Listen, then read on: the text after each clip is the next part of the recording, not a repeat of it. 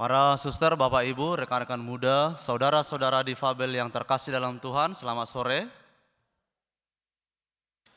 Pertama-tama kita bersyukur kepada Tuhan karena hari ini kita boleh memasuki Minggu Prapaskah yang ketiga ini.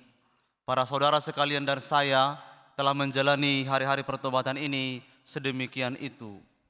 Mungkin tidak semua kita berhasil, mungkin kita ada yang jatuh, tetapi saya harap Bapak Ibu kalau jatuh pun silakan bangkit lagi, buat lagi usaha-usaha pantang dan puasanya itu.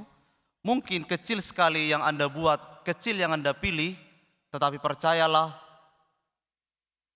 pengaruhnya bagi pertumbuhan rohani kita itu sangat efektif, sangat berdaya guna. Saudara-saudari yang terkasih dalam Tuhan, sabda Tuhan pada hari ini mengundang kita supaya kita melanjutkan hari-hari pertobatan. Hidup Kristiani yang baik tidak dapat bertumbuh tanpa ada pertobatan. Itulah yang diwartakan kepada kita. Ketika ada banyak orang datang kepada Yesus menyampaikan bahwa ada orang-orang Galilea yang mati terbunuh dengan cara yang tidak pantas.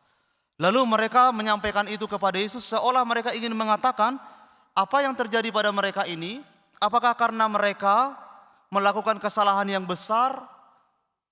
Lalu apakah kita harus melakukan yang lain supaya kita tidak mengalami hal yang sama? Ataukah peristiwa yang mereka alami juga akan terjadi pada kita, seolah begitu mereka ingin mendapatkan tanggapan atau konfirmasi dari Yesus. Tapi saudara-saudari, Yesus tidak memberi jawaban atas semua itu. Yesus justru mengingatkan mereka dan mengingatkan kita semua dengan jawaban yang sangat indah ini. Yesus bersabda kepada mereka, "Sangkamu orang-orang Galilea ini lebih besar dosanya daripada orang-orang Galilea karena mereka mengalami nasib demikian? Tidak, kataku kepadamu, tetapi jika kamu tidak bertobat, kamu pun akan mengalami hal yang sama. Kamu pun akan binasa dengan cara yang sama." Dan ini saudara-saudari, dua kali disampaikan oleh Yesus. Artinya ada sebuah urgensi yang mau dikatakan oleh Yesus kepada mereka ini, dan urgensi itu adalah kebenaran tentang pertobatan. Bagi Yesus tidak penting bahwa yang lain itu mengalami hal yang sedemikian itu, atau kamu tidak mengalami demikian itu tidak penting. Yang penting bahwa kamu sekarang yang telah memilih untuk percaya kepada saya, lakukanlah pertobatan. Bagi Yesus pertobatan itu bukan pilihan yang dapat saya lakukan, dapat juga tidak saya lakukan. Yang dapat Bapak Ibu jalankan, juga dapat tidak dijalankan, bukan. Tetapi lebih dari situ saudara-saudari, pertobatan itu adalah bagian yang tak terpisahkan dari kehidupan kita. Orang berani memutuskan untuk percaya pada Yesus, maka pada saat yang sama beranilah juga memutuskan saya mau bertobat. Oleh karena itu Bapak Ibu, kalau kita melihat lagi terminologi atau istilah dari pertobatan itu dalam kitab suci, itu bukan sekedar pertobatan lahiriah begini semata. Saya tidak berbicara yang tidak pantas, saya berpikir sesuatu yang tidak pantas, bukan demikian. Bukan hanya itu, tetapi lebih dalam bahwa pertobatan itu adalah seluruh diri kita sebagai orang yang percaya. Maka disebut metanoia, untuk menunjukkan bahwa lebih dalam, lebih integral hidup kita ini bila kita mau bertobat. Maka saudara-saudari, pertobatan itu bagi saya dan Anda sekalian mestinya itu bukan hal yang baru. Bukan hal yang baru Anda dengarkan, bukan hal yang baru kita buat. Karena ini adalah bagian dari kehidupan kita sebagai orang beriman. Saya ada sebagai orang Kristiani, saya mau bertobat. Begitu sejatinya. Saudara-saudari, mari kita selalu menyadari bahwa dosa itu ada banyak bentuknya, ada banyak tingkatannya, ada bobotnya. Tetapi lihatlah bahwa sekecil apapun dosa itu berpotensi untuk merusak baik hubungan saya dengan Anda sekalian maupun hubungan kita bersama dengan Tuhan. Itu merusak. Saya yakin Bapak Ibu juga pasti mempunyai pengalaman kecil-kecil mungkin atau pengalaman yang besar. Ketika kita ada dalam dosa, lihat hubungan kita dengan keluarga, hubungan kita dengan suami, istri, anak-anak bisa menjadi lain. Mungkin dosa itu memuaskan ego saya, tapi itu tidak akan sehat membuat hubungan kita dengan yang lain, apalagi dengan Tuhan. Oleh karena itu para saudara, perlu kita waspada, menyadari sungguh bahwa saya ini orang yang lemah. Saya ini orang yang lemah. Saya melihat para saudara-saudari ya, mungkin salah satu hal yang membuat banyak orang beriman itu tetap enjoy dalam perbuatan dosanya adalah mungkin doktrin ini bahwa kita itu diciptakan sebagai makhluk yang istimewa, lebih dari yang lain. Juga Anda ini adalah imago Dei, membawa citra Allah, barangkali itu ya. Sehingga kita merasa bahwa saya ini punya keistimewaan. Lupa bahwa Tuhan juga tahu, saya ini orang istimewa, ciptaan istimewa. Anda juga membawa gambar Allah. Pada saat yang sama, Anda juga membawa dosa di dalam diri Anda. Dan dosa itu harus dikalahkan dari hari ke hari. Santo Agustinus menyebut concupiscencia, artinya kecenderungan membawa, kecenderungan berbuat dosa. Itu ada Bapak Ibu, bukan hanya dalam diri saya, dalam diri Anda juga kecenderungan itu ada untuk berbuat dosa. Maka selalu diajak oleh gereja, mari kita bertobat, mari kita mengusahakan pertobatan ini sedemikian rupa supaya kita tidak hidup di bawah kungkungan dosa. Saudara-saudari yang terkasih, mari kita melihat juga bahwa pertobatan itu bukan soal penghakiman Tuhan, tapi pertobatan itu adalah pengampunan Tuhan. Jangan salah mengerti. Karena banyak orang merasa, Romo, saya tidak akan mengaku dosa karena yang saya dapatkan adalah penghakiman Tuhan. Seolah-olah saya ini menjadi orang yang begitu berdosa, dituduh begitu berdosa, lalu saya diberi hukuman ini, hukuman itu, seolah untuk penebusan dosa-dosa saya. Bukan itu saudara-saudari, nilai yang paling mendasar dari pertobatan. Nilai yang paling mendasar itu adalah kerahiman Tuhan bagi Bapak Ibu, bagi saya orang yang berdosa. Pertobatan itu adalah kita ingin melihat bahwa Tuhan itu baik, seperti pemazmur hari ini. Allah itu pengasih dan penyayang, panjang sabar kasihnya kepada kita. Kalau Tuhan memperlakukan kita ini setimpal dengan dosa kita, bukan hanya saya yang tidak pantas, Bapak Ibu juga tidak pantas untuk Tuhan. Karena banyak dosa yang kita lakukan, banyak hal yang jahat di mata Tuhan yang saya perbuat. Tapi lihatlah Bapak Ibu, Tuhan tidak memperlakukan saya dan Anda sekalian setimpal dengan dosa-dosa kita. Tetapi mengapa kita masih belum mau datang kepada Tuhan? Itu pertanyaan yang sangat krusial dalam pertumbuhan hidup rohani umat beriman itu.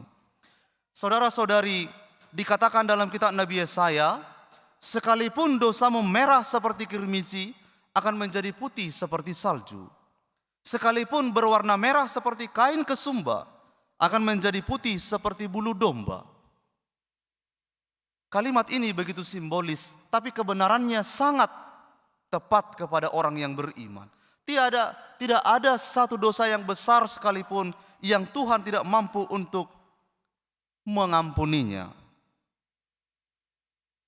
Tuhan tidak melihat pertama-tama dosa kita, tetapi kerinduan saya, kerinduan Bapak Ibu sekalian untuk mengalami pengampunan dari Tuhan. Oleh karena itu pertobatan adalah pemulihan, pendamaian hati kita dengan Tuhan. Saudara-saudari, ingat ketika Yesus itu bertemu dengan seorang perempuan yang jelas-jelas dituduh sebagai seorang yang berzina. berbuat dosa. Zina itu pada zaman Yesus tidak ada lagi dispensasinya. Ketahuan melakukan itu, maka dia layak, sah, darahnya itu sah untuk dikurbankan. Biasanya dia akan dimasukkan di dalam sebuah lubang, setengah badan hampir penuh dengan seluruh tubuhnya. Lalu semua orang itu berhak untuk melempari orang ini, karena dengan tuduhan sebagai berzina itu, orang ini layak untuk dibunuh, layak untuk dibinasakan. Tetapi apa yang dikatakan Yesus pada saat itu, silakan siapa di antara kamu yang merasa tidak berdosa, silakan pertama lemparlah batu itu pada orang yang tertuduh itu. Mulai dari pemuka agamanya, tidak ada yang berani melempar batu itu. Dan apa jawaban Yesus para saudara-saudari? Apa kemudian penegasan Yesus? Tidak adakah di antara mereka yang melempar engkau? Jawab perempuan berzina ini, perempuan yang dituduh ini, tidak ada Tuhan. Saya pun tidak menghakimi engkau, tapi ada satu pesannya. Pergilah, janganlah berbuat dosa lagi.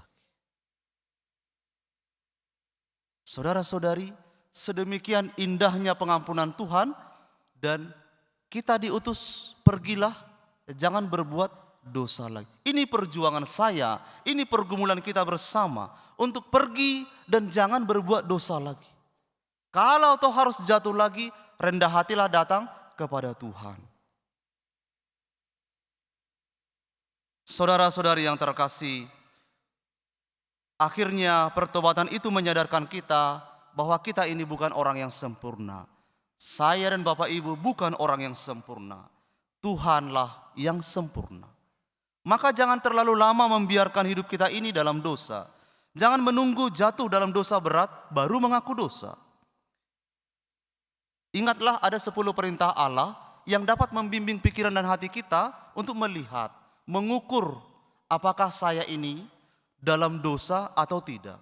Apakah langkah saya ini sudah di jalan yang benar atau yang belum. Saudara-saudari yang terkasih, jangan biarkan Tuhan terlalu lama menunggu pertobatan kita. Sebab yang butuh rahmat pengampunan itu saya dan Anda, bukan Tuhan. Kita yang butuh dipulihkan oleh Tuhan, bukan yang lain. Maka jangan sia-siakan waktu pertobatan kita, jangan ulur-ulur pertobatan kita, karena pertobatan itu menurunkan belas kasih Tuhan, dosa itu mendatangkan kemurkaan Tuhan.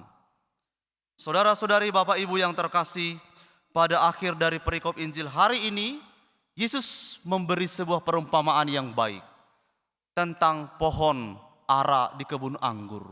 3 tahun Tuhan itu datang melihat mana buahnya, tidak ada buahnya. Dia ingin menebang, Tuhan itu ingin tebang itu pohon karena tidak ada buahnya. Buat apa dia hidup di dunia ini dengan sia-sia? Orang yang tidak ada pertobatan itu, saudara-saudari, sama dengan hidup ini sia-sia. Benar yang dikatakan orang kudus ya, kita punya segalanya, kalau tidak punya hati pertobatan, sia-sia. Karena kita pergi nanti dari dunia ini, toh tidak bawa apa-apa, bukan? Tidak akan bawa apa-apa. Harta, jabatan, dan lain-lain tidak kita bawa. Yang kita bawa hanya hati yang percaya ini kepada Tuhan. Kita diselamatkan bukan dengan barang-barang materi itu. Kita diselamatkan hanya dengan iman itu yang kita percayakan kepada Tuhan. Tapi lihat saudara-saudari, ketika Tuhan itu ingin menebang, pengurus itu bilang, Tuhan tolonglah beri waktu 1 tahun lagi. Mungkin dia akan bertobat. Saya akan mencangkuli tanahnya, memberi pupuknya, supaya dia boleh bertumbuh. Tapi lihat, kalau tidak, tebanglah. Saudara-saudari, mari kita bersama-sama semakin menumbuhkan pertobatan kita pada Tuhan. Jangan sampai Tuhan pemilik kehidupan itu menebang pohon itu, karena kita terlalu mengeraskan hati kepada Tuhan. Tuhan memberkati.